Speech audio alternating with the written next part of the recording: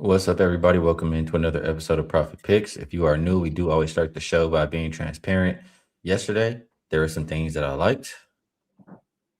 Honestly, I think I did not get to the window with anything because I was still so frustrated and upset and angry and just all of those negative things about how bad the Liberty game went the night before that my mind wasn't right to put my money down. Um, so I didn't actually get to the window, but probably should have on a couple of things. Vino, did you get to the window with anything? And how you doing today? I'm doing good, Skee. I did something I never do, and that's bet side and total in the same game. I just don't.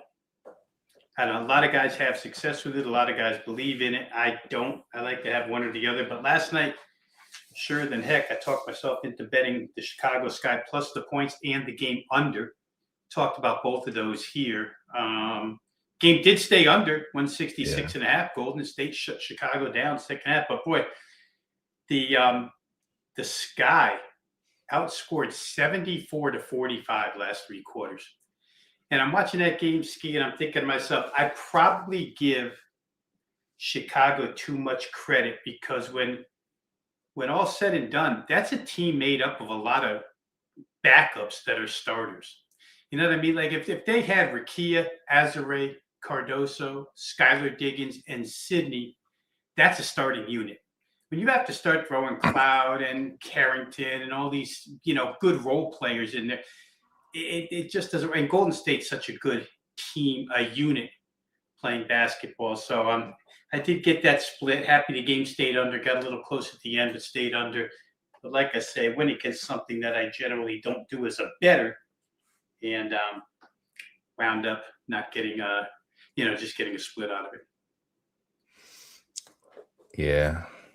We kind of mentioned we weren't talking about this specifically, but just in general, I don't like to be told what to do, Tony. I know you're kind of asking a question, but I just don't.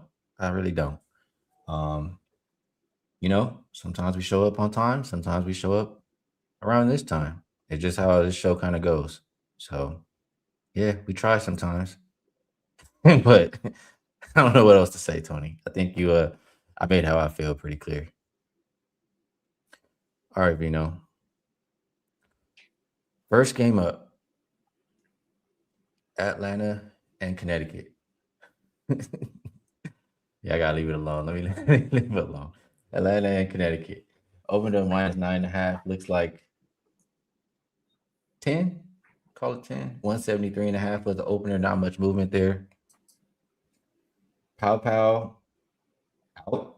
Navarre out. Griner's game time decision for this Connecticut team. This is my bad. I should have already had this pulled up. But I know Connecticut, I think they had like 5 days off before this game. In the Dream, they are well rested. They had a couple of days off, but still at a rest disadvantage.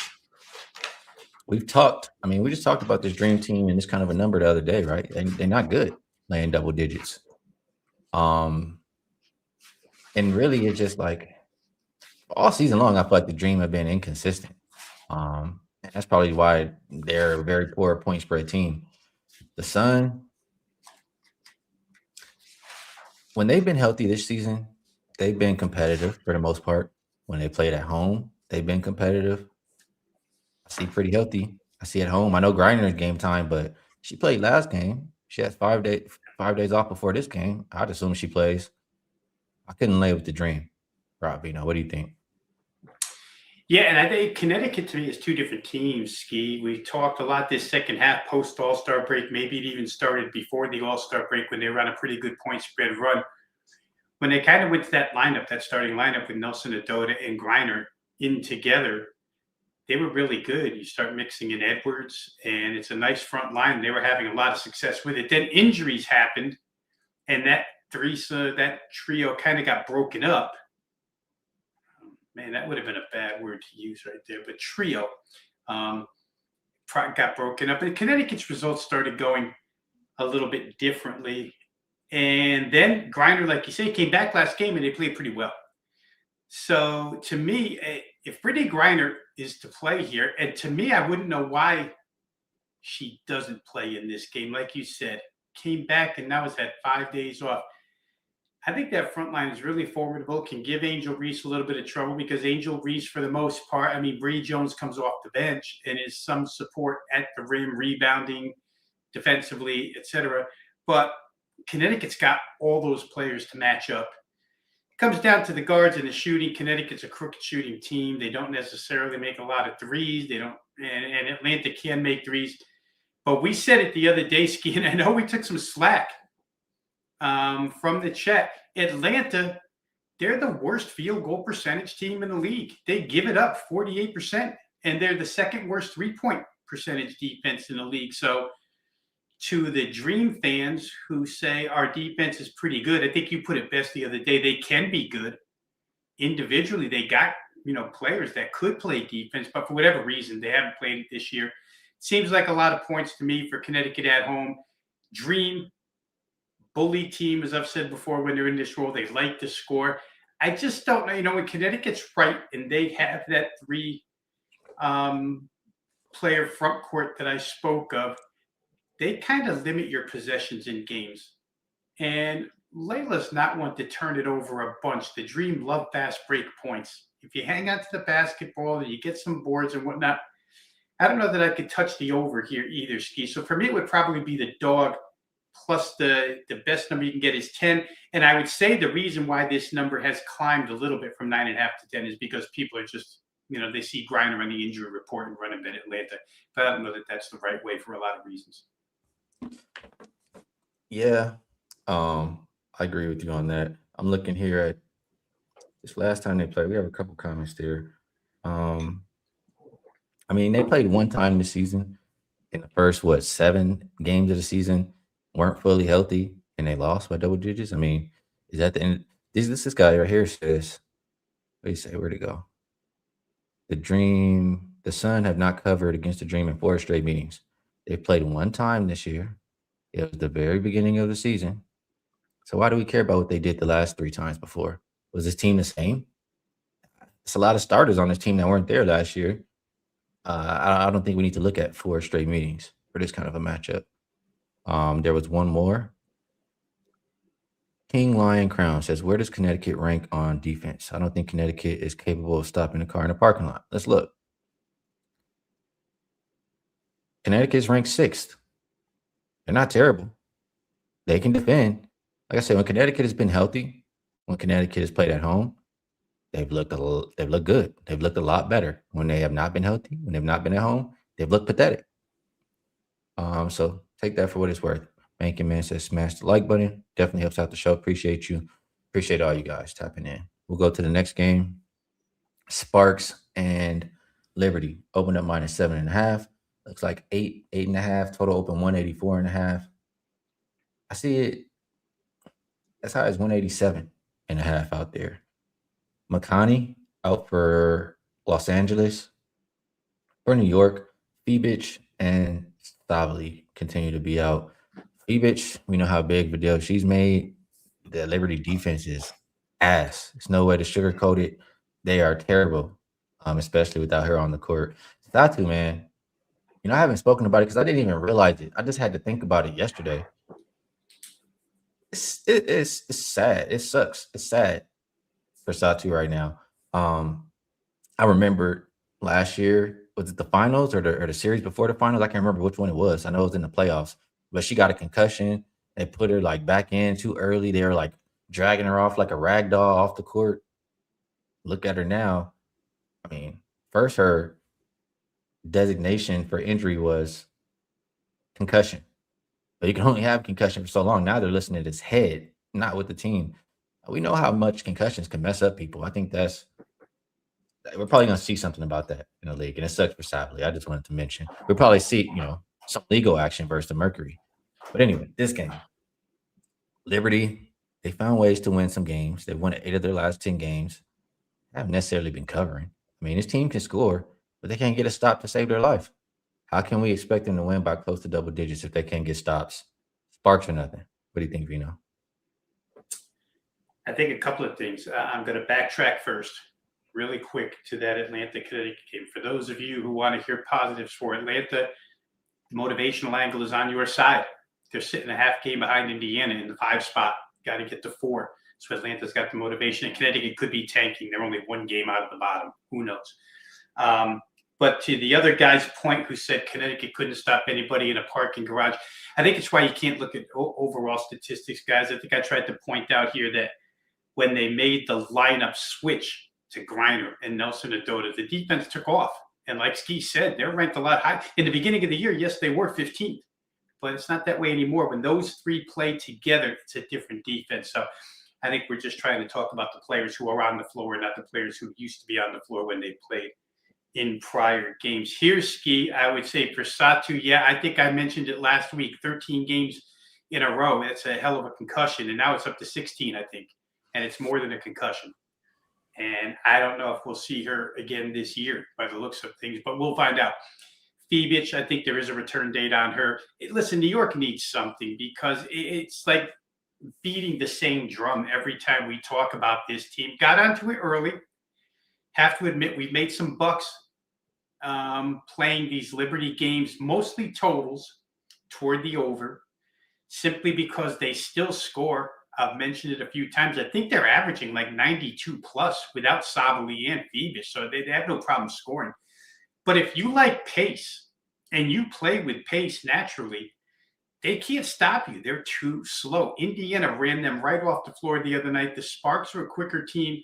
I would expect a little bit of a bounce back here, Skee. When you check the box score from the other night, Ariel Atkins and Erica Wheeler were horrendous from the field. I know I had to watch it and suffer with it. I had them against Phoenix, and they couldn't make a shot.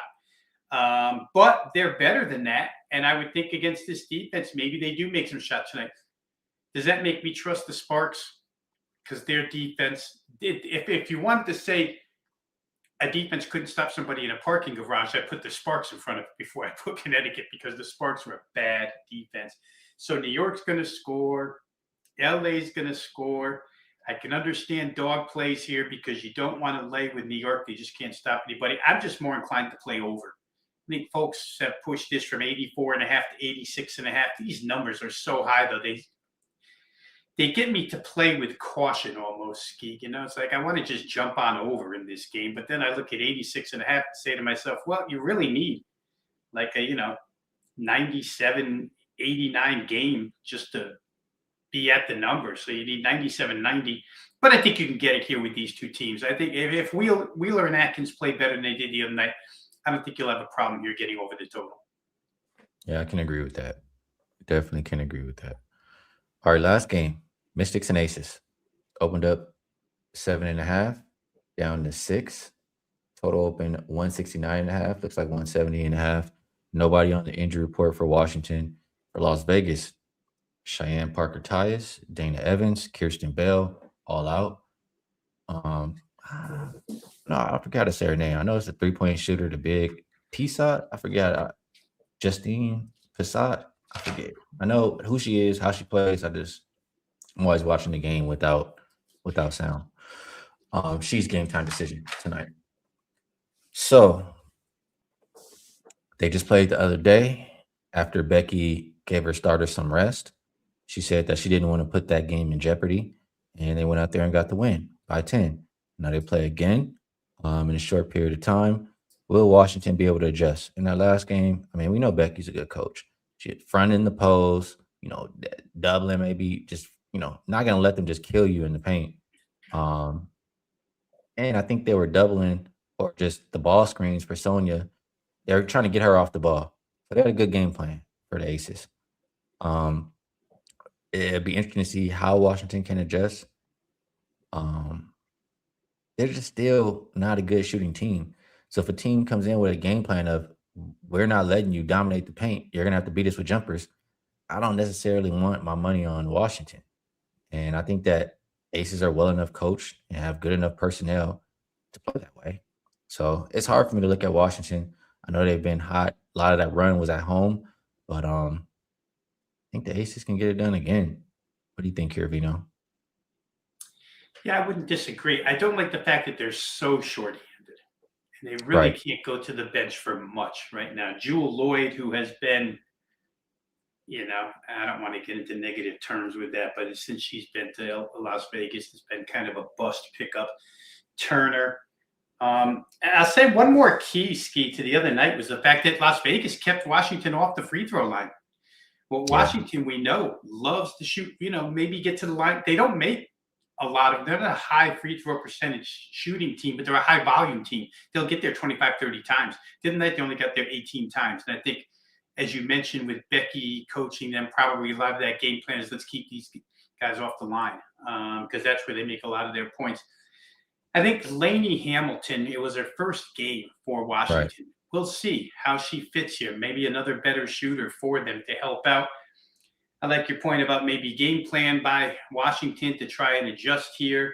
Las Vegas is still in search of that 2 seed. And again, I'll say it. I know Becky said, I don't care what seed we are going in after you had the schedule loss, but they are a game and a half behind Golden State now for that number 2 slot. I pretty much think Las Vegas would prefer to have that 2 rather than the 3. So I think there's motivation there. In all, I think they're better than Washington. I just don't like the fact that they're so shorthanded here. God forbid Jackie Young has an off night. It's hard. Asia's always going to be there, and Chelsea Gray goes in and out, but Jackie Young has to be there as well consistently here tonight for them. I tried over in this game the other night. It got to 162. The game was totaled exactly the same as it is tonight, 170 and a half. I thought about coming back with that play, Ski, but I talked myself out of it. So really not a lot for me on this particular game. We'll see how it goes, but I can't even find a good way to counterpunch. I agree with you that I don't like Aces being shorthanded. Maybe it's a reason to take a first quarter or something like that. Mm. Definitely a good point there. All right. We got through these 3 games for today, Vino. It's about that time to wrap it up. So let's see what we can do here. We do have the usual 2 for 1 Vino and Skee 3-day all access, only $69. Good way to check both of us out. If you only want to rock with one of us, you can always do the buy 3 get 3 free 6 days for just $69. Few different ways to get involved there. I'm gonna pass it back to you, Vino. If there's anything else you would like to promote, feel free. And if you have a best bet for the show, people would love to hear it.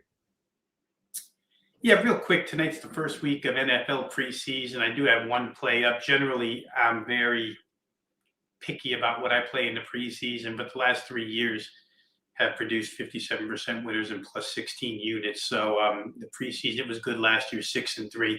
Probably won't get a lot, but you'll get probably 3 each week. And tonight we do have one up and available. So if you're in the buy 3, get 3 days free. You'll get football, also CFL action in as well.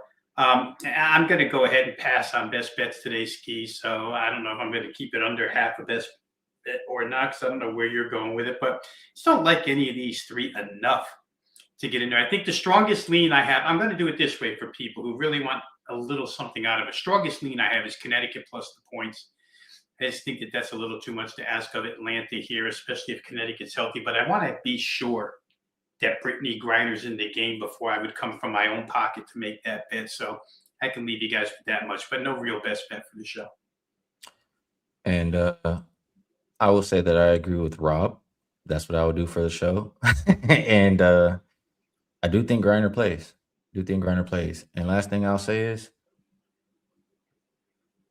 Connecticut, they will not be there next season. That's a very big women's basketball town.